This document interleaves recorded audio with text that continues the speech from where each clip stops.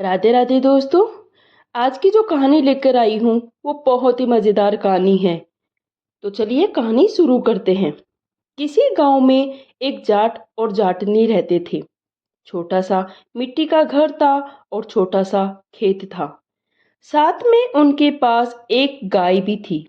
आमदनी फसल पर इतनी ही होती थी दोनों वक्त का खाना खा सके। इसके साथ ही उनकी पसंद के कपड़े पहनना, पसंद का खाना, घूमना, ये सब उनकी स्थिति से बाहर थी। दोनों पति पत्नी नेक दिल के थे, परंतु जाटनी बहुत जिद्दी थी।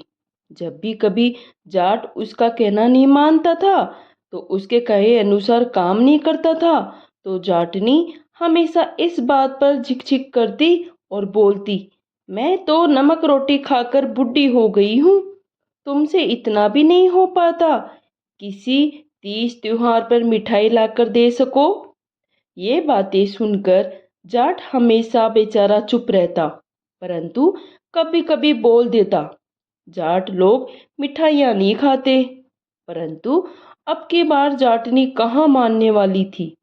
अब की बार जाटनी ने जाट से रसमलाई खाने की जिद पकड़ ली। जाटनी का बड़ा ही मन था वह रसमलाई खाए। एक दिन जब शाम को जाट खेतों से घर लौटकर आया, तो जाटनी ने उसे खाना परोसा और बोला, अजी सुनते हो? जाट बोला, हाँ बोल, मैं तो हमेशा सुनता ही रहता हूँ। जाटनी बोली, आज पड़ोसी के यहाँ फिर से रसमलाई आई है। जाट ये सुनकर बोला, काश मेरे पास इतने पैसे होते तो मैं रसमलाई खिला पाता और तुम्हारी ये मिठाई की शिकायत दूर कर पाता। जाटनी ये सुनकर बोली, मुझे तो लगता है इस जन्म में मेरी ये इच्छा पूरी कभी नहीं होगी। जाट जाटनी की आदतों को जानता था। वह उस दिन भी उसकी बातों को अनसुना करके सो गया। लेकिन अगले दिन भी जाटनी उसी बात की रट लगाई रही। जाट अपने खेतों के लिए घर से निकल गया और जाट को रास्ते में उसके गांव का पुराना मित्र मिल गया। दोनों ने एक दूसरे को राम राम बोला और दोनों ने एक दूसरे का हालचाल पूछा। ये दोनों मित्र जब भी मिलते थे, दोनों मित्र बेहिचक अपने मन की बात कर ही लेते थे। आज जब जाट के चेहरे पर उदासी देखी, तो उसके मित्र ने पूछ ही लिया, बताओ राजू, क्या बात है, आज इतने उदास क्यों हो? तो जाट बोला, भाई, तुम्हारी भाभी बहुत जिद करती है, हमेशा तो मान जाती है, पर अब की बार तो रसमलाई खाने की जिद पकड़ बैठी है। तुम तो जानते हो, साल भर में जो खेतों से पैदा होता है उसका एक हिस्सा तो महाजन के यहाँ चला जाता है। मेरे पिताजी ने किसी की मदद के लिए उससे उधार पैसे लिए थे। पिताजी ने जिसकी मदद की थी उससे तो लिखवाए नहीं, परंतु पाप से पिताजी से महाजन ने लिखवा लिए। अचानक पिताजी की मृत्यु हो गई, मगर वह पैसे मैं आज तक किस्तों में दे रहा हूँ।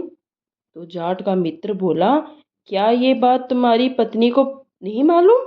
जाट बोला, नहीं नहीं, तुम्हारी भाभी को नहीं मालूम और मैं उसे बताना भी नहीं चाहता। तब मित्र ने उसे सलाह दी कि अगर तुम्हारी पत्नी जिद कर रही है, अब की बार तुम भी उससे बड़ी जिद करके बैठ जाओ।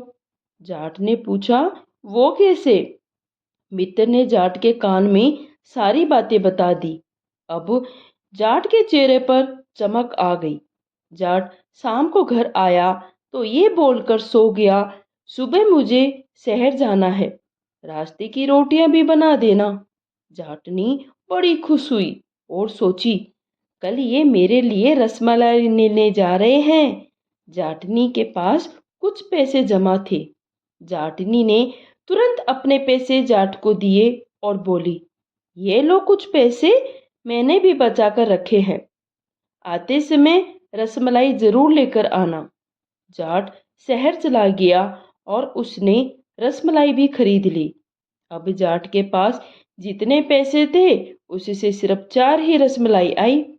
अब कभी जाट ने ऐसी मिठाई खाई नहीं थी, कभी नाम भी नहीं सुना था। मिठाई का नाम भी उसने पहली बार अपनी पत्नी से ही सुना था। तो जाट से रहा नहीं गया। तो जाट ने उसी समय झटपट ही एक रसमलाई चट कर दिया। मन तो कर रहा था और खा ले, पर अब की बार जाटनी को सबक सिखाना जरूरी था।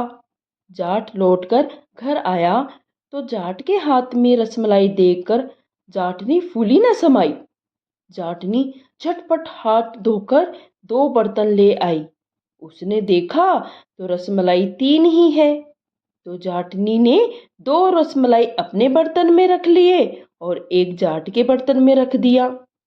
तो जाट बोला, मैं लेकर आया हूँ तो 2 रसमलाई मैं खाऊंगा। जाटनी बोली, नहीं नहीं, मैंने भी तो कुछ पैसे दिए थे, 2 रसमलाई मैं खाऊंगी। अब दोनों में बहस शुरू हो गई। इस तरह दोनों का 1 घंटा बहस में ही बीत गया।